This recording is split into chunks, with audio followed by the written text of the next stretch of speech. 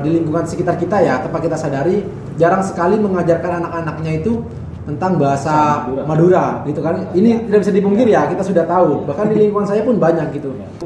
Ikut audisi online, saya kirim videonya, terus kemudian saya dapat telepon dari salah satu TV yang mengadakan kegiatan itu. Terus saya diundang untuk hadir ke Surabaya untuk audisi selanjutnya. Karena waktu itu audisinya ada 2 kali. Dalam berkarya itu kan, kalau misalkan tidak ada pengalaman hidup atau pengalaman pribadi yang kita ceritakan, kayaknya hambar begitu ya. Tidak mungkin seorang manusia itu bisa mengimajinasikan suatu peristiwa tanpa dia pernah mengalaminya. Karena kalau misalkan itu tanpa pengalaman kita, lalu kita ceritakan, orang tidak akan ikut merasakan apa yang ada di dalam lagu itu. Ternyata banyak orang-orang yang mengeluhkan mereka memperjuangkan seseorang, sudah berjuang mati-matian, apa yang orang itu minta, orang yang dia sayang itu minta dipenuhi, dia berharap akan dia menjadi seorang pasangannya, ternyata pada akhirnya dia hanya dianggap teman gitu. Sekarang kan banyak begitu, istilahnya jadi korban ghosting gitu. Oke, assalamualaikum sahabat KM Hafiz dimanapun berada. Kali ini KM Hafiz kembali lagi di program Madura Podcast. Pada kesempatan kali ini kita kedatangan tamu yang sangat spesial, bisa dikatakan artisnya Madura saat ini, karena beberapa di platform media sosial baik Facebook, YouTube maupun TikTok yang lagi booming saat ini, sahabat-sahabat pasti sudah kenal dengan lagu Karelokan, lagu perdana yang dinyanyikan dan sangat booming. Bahkan nggak nyampe 1 bulan sudah tembus puluhan ribu viewers. Langsung saja kita sapa tamu spesial kita pada kesempatan kali ini. Yang pertama ya Mas Kuswanto Ferdian. Mas Kuswanto Ferdian ini merupakan penulis dari lagu Karelokan dan beberapa lagu lain yang dipopulerkan oleh sahabat kita, artisnya Madura saat ini, Mas Khairul Rosi, atau lebih akrab disapa Mas Rosi. Oke. Biar tidak terlalu bertele-tele ya, langsung mungkin kita mengorek sedikit tentang keseharian 2 artis fenomenal Madura ini. Pertama Mas Kuswanto atau yang Siap Mas, gimana yang tadi disapa Mas Wawan. Oke. Mungkin bisa diceritakan kesibukan kesehariannya itu apa, Mas? Oke, kalau keseharian saya biasanya selain saya berprofesi sebagai penulis lirik lagu Madura, saya biasanya meliput berita ya, juga menjadi jurnalis di salah satu media. Selain itu saya juga nulis buku kadang. Kadang kalau ada proyek saya juga garap film pendek begitu. Keseharian saya begitu sih. Ya, berarti dunia tulis menulis sudah sangat akrab. Sejak kapan? Kalau suka dunia tulis menulis itu, saya sukanya itu sejak kuliah Mas. Saat itu awal ketertarikan saya suka dalam dunia kepenulisan saat saya berkecimpung di organisasi yang namanya Teater Sabit. Jadi di saat itu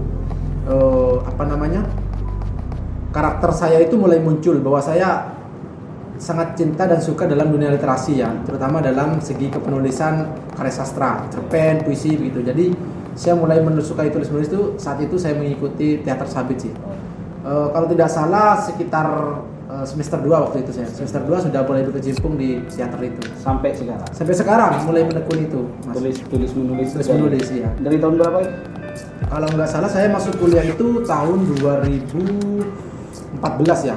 Paling sekitaran tahun 2015. Sudah tahun 2016 sampai sekarang saya menekuni dunia tulis menulis. Hampir 7 tahun. Hampir 7 tahun menekuni dunia tulis menulis itu. Oke. Bisa diceritakan sedikit tentang motivasi awal suka menulis lagu-lagu Madura seperti apa? Jadi begini ketua. Mas, awal mula saya suka kenapa pengen ikut mempopulerkan lagu Madura ya. Pertama saya tertarik dengan salah satu penulis ya, namanya Bang Ahmed Asci. Jadi saya sangat tertarik dengan syair-syair yang beliau buat. Syair-syairnya sangat menyentuh dan berkaitan sekali dengan kejadian anak muda sekarang dengan masyarakat. Jadi saya jujur termotivasi dari karya beliau, sehingga saya juga ingin ikut andil mempopulerkan lagu bahasa Madura. Hanya saja mungkin perbedaan yang saya yang saya lakukan dengan karya beliau mungkin dari segi penulisan bahasanya ya. Kalau saya lebih memperhatikan bagaimana lirik bahasa Madura itu sesuai dengan ejaan yang ejaan bahasa Madura begitu, tidak asal-asalan begitu. Jadi sesuai, ada pisatnya, lengi longohnya. Makanya saya dalam setiap berkarya itu menggunakan yang namanya penerjemah. Dalam tanda kutip orang yang ahli dalam menulis bahasa Madura, karena saya takut salah juga begitu dalam menulis begitu. Jadi tidak asal serampangan.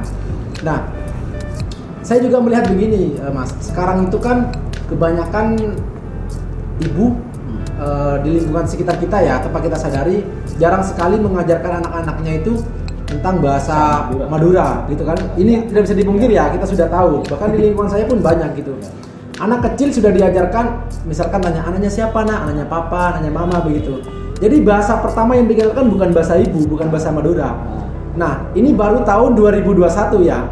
Saya nggak tahu lagi ketika tahun 2030 atau 2000 yang selanjutnya, apakah akan tetap seperti itu fenomena ini atau nanti akan berubah seperti di Jakarta sekarang kan sudah logatnya Indonesia ke Inggris-Inggrisan kan begitu kan. Sekarang begitu. Jadi saya pengen mengembalikan hitok, istilahnya mengembalikan hitok, bagaimana bahasa Madura itu kembali dikenalkan oleh ibu, oleh lingkungan keluarga kepada anaknya ketika saat masih anak kecil begitu, ditanamkan saat dini gitu. Bukan tidak bagus ya, Mas, mengenalkan bahasa Indonesia kepada anak kecil bukan tidak bagus. Cuman alangkah baiknya tradisi sebagai orang bahasa Madura, orang Madura kita harus mencintai bahasa kita sendiri sebagai bahasa ibu begitu. Dan medianya lewat media sosial. Iya. Dan sekarang anak kecil pun kalau sudah nonton YouTube bisa berlogat Malaysia. Betul. Anak saya pun juga. Betul gitu Mas.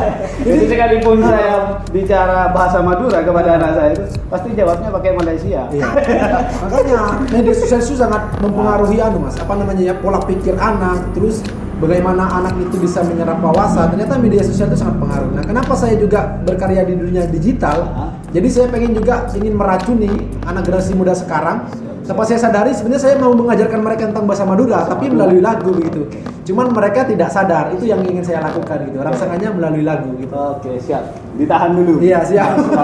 Ya, terkait dengan motivasinya. Oke. Kita sapa dulu artis kita yang lagi yang lagi viral ini, Mas Rosi. Siap. Mas Rosi ini juga jurnalis ya? Kesehariannya. Iya, juga aktif di dunia tulis menulis. Tulis juga. Iya. Jadi jurnalis sudah sejak tahun berapa Mas Rosi? Seingat saya jadi jurnalis itu sejak tahun 2015. Wah, sama ya. 2015 aktif di dunia tulis menulis. Oke.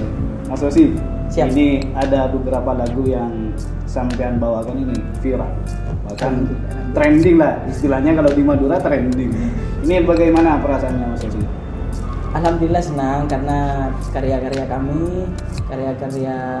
kami semua di Sepi Entertainment itu bisa diterima oleh masyarakat Madura pada khususnya begitu. Mas Rosi ini suka dunia tarik suara mungkin sudah dari kecil atau gimana? Kalau yang suka tarik suara itu sejak SD kalau nggak salah ya, karena memang dulu sering ikut lomba. Waktu ya pernah ikut lomba, kadang lomba nasib Islami, kemudian ada kalau di Sumeneb itu istilahnya, saya kan asli Sumeneb, cuman sekarang tinggalnya di Pamekasan. Dulu ada lomba nada dan dakwah. Iya, nada dan dakwah. Saya sering ikut itu. Siap. Lagu-lagu yang dibawakan itu lagu-lagunya Bang Haji Romai Rama. Jadi itu secara tidak langsung ngefan ke Bang Haji ya. Mas Rosi, ini saya dapat info. Kalau Mas Rosi ini sebelumnya juga pernah ikut keperuntungan lah di audisi tarik suara di salah satu media televisi swasta di Indonesia ini. Mungkin bisa diceritakan pengalamannya di saat ikut audisi itu sampai di mana gitu. Sampai sekarang. Iya. Untuk yang itu memang benar adanya. Waktu itu kalau tidak salah 2017 saya ikut audisi online. Waktu itu ikut audisi online, saya kirim videonya. Terus kemudian saya dapat telepon dari salah satu TV yang mengadakan kegiatan itu. Terus saya diundang untuk hadir ke Surabaya untuk audisi selanjutnya. Karena waktu itu audisinya ada 2 kali. Ada audisi online, kemudian langsung ketemu dengan Dewan Juri waktu itu di Surabaya. Saya ditelepon, Mas, sampean lulus audisi online, kami undang sampean datang ke Surabaya dengan nomor apa itu namanya istilahnya? Nomor dada. Iya, nomor dada. Nomor dada. Kemudian nomor ini jangan dikasih tahu ke siapapun, sampean bawa ke sana, nanti namanya sampean sudah ada di sana. Saya berangkat ke Surabaya waktu itu, kalau tidak salah di hotel apa ya? Singgasana waktu itu di Surabaya.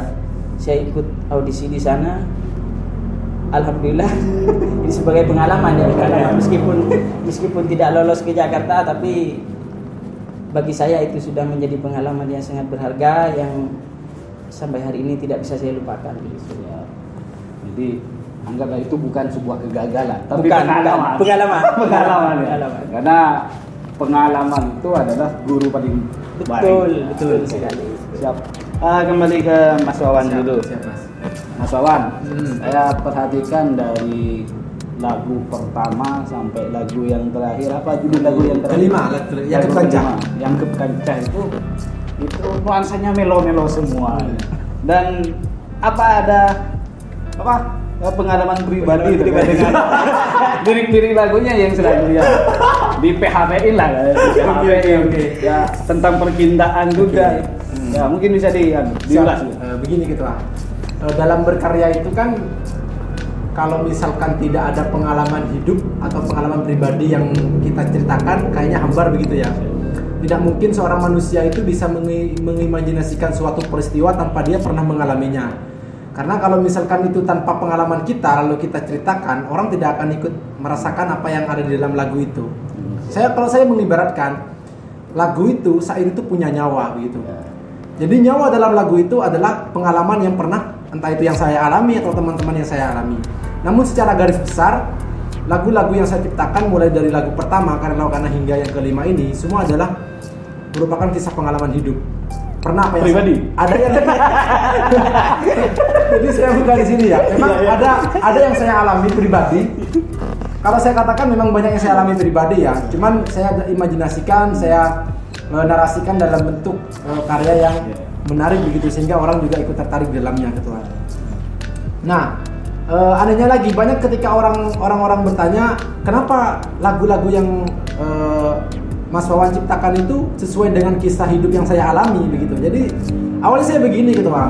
Kenapa saya ingin juga membagikan kisah apa yang saya alami, terutama masalah pribadi ya. Tentunya kita kan sebelum sampai ada di posisi ini, sebelum memiliki pasangan hidup pasti sudah melewati beberapa fase percintaan ya kita ya.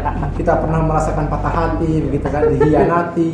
Kita berjuang terhadap seseorang, ternyata seseorang itu tidak pernah menganggap keberadaan kita begitu kan. Di PHP-in. Iya, di PHP-in.